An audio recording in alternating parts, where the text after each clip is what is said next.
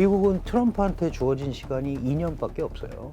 시진핑은 중국이 폭삭 망했냐? 어렵지만 그건 아니지 않냐. 일단 버텨보자. 트럼프의 압박은 말 그대로 비동맹국은 물론이고 동맹국까지도 건드리는 압박이에요. 동맹국들 간에 틈이 좀 생기더라. 중국은 이걸 노리고 있는 거예요. 사실 트럼프 일기 때 굉장히 당황했죠, 중국이. 트럼프 대통령이 일기 때 딱 보니까 문제가 있으면 바로 손을 써야지. 그러고서 바로 관세, 무역에서부터 칼을 댄 거예요. 그런데 그 당시에 중국은 그런 준비가 많이 안 돼 있었고, 미국에서 압박이 오면 그 이상에 가는 조치들은 하지 않았어요.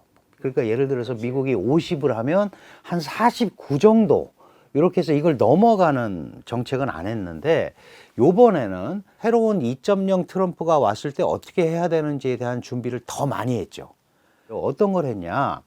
예를 들어서 미국이 관세를 때리면 자신들도 관세를 부과를 해야 되는데 법이 없었어요.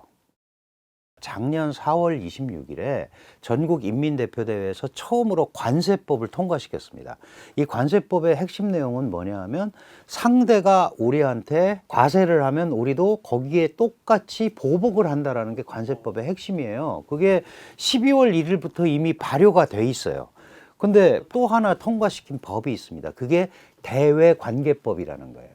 다른 나라가 중국을 어떻게 대하느냐에 따라서 우리도 다른 나라를 어떻게 대하겠다라는 법을, 대외관계법이라는 걸 만들었고, 다만 중국이 공세적으로 할 수 있는 거가 뭐가 있을까? 미국이 강력하게 압박을 했을 경우 히토류 뭐 이런 거 할 수 있지 않을까? 이렇게 생각을 한단 말이에요. 중국이 한때 90%, 지금도 거의 80%의 전 세계 히토류를 공급을 하고 있습니다. 근데 어쨌든 그런 카드들을 쓸 수밖에 없어요.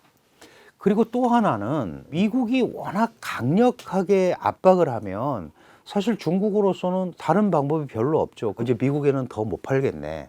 이제 이런 것들, 이러면은 제3국으로 갈 수 있거든요.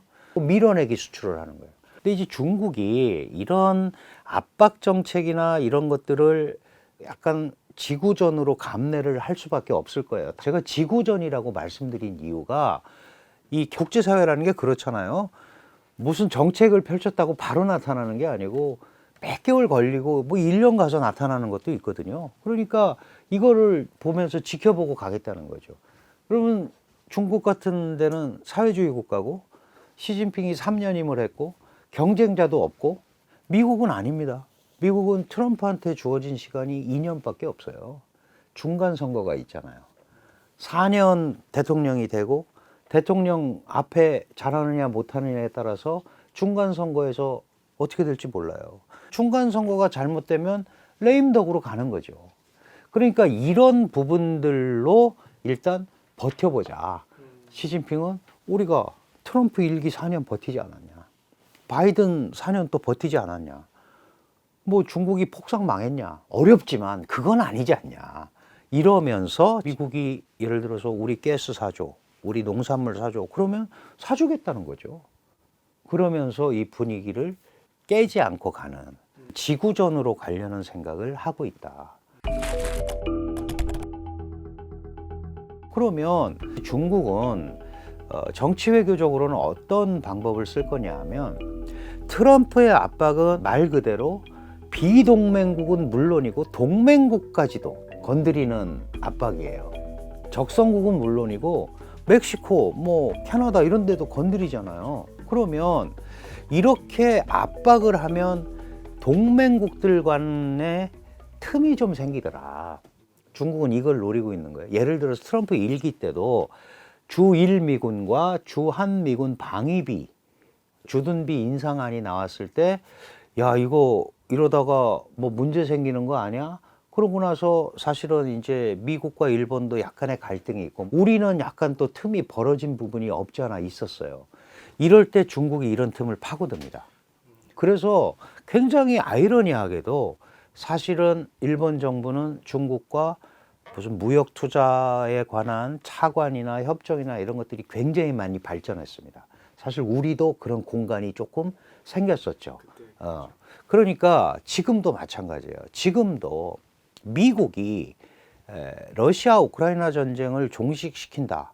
그리고 내 방식대로 해라 라는 내 방식의 핵심이 뭐냐 하면 러시아 편을 조금 드는 거예요.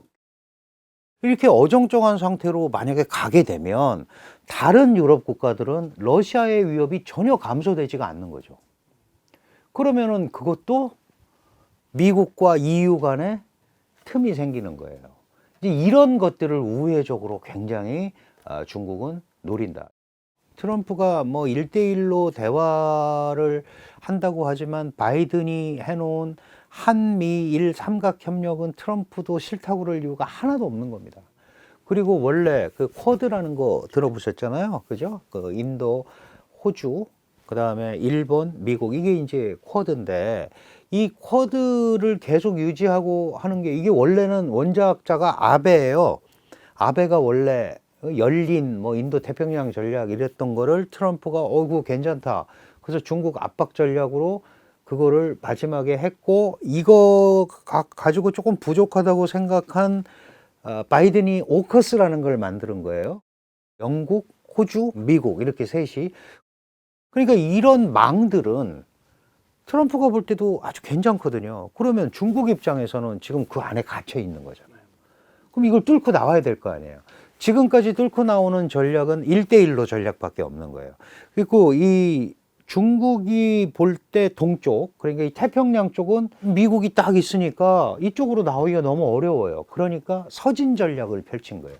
그게 1대1로 전략입니다. 그러면 이제 이것도 쭉 가가지고 결국은 어디서 만나요? 유럽과 아프리카에서 만나는 거예요. 그러니까 이거를 이거 막으려고 사실은 영국도 끌어들이고, 그러니까 영국이 가니까 프랑스가 우리는 왜 안 껴줘? 독일은 왜 안 껴줘? 이러고 달려든 거예요, 지금. 그러면 중국은 사면초가가 됐잖아요. 중국 입장에서는 최대한의 많은 우군을 확보를 해야 되는데, 지금 제일 가깝게 확보할 수 있는 우군이 아프리카입니다.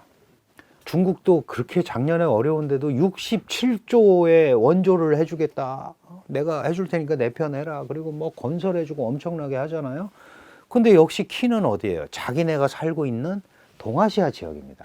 이 지역에서 잘 지내지 않으면 안 되는 거예요. 그러니까 지금 어떤 형태로든 간에 시진핑이 트럼프하고 모양을 만들고 자기네가 이쪽에서 잘 오거나이즈를 하고 있다라는 거를 보여줘야 되거든요. 한중 관계에 대한 흐름을 좀 안정적으로 가져가고 싶다라는 생각을 하는 거죠. 그래서 이 전체적인 흐름을 우리가 잘 읽고 움직이는 게 굉장히 중요하지 않을까 이렇게 생각을 합니다.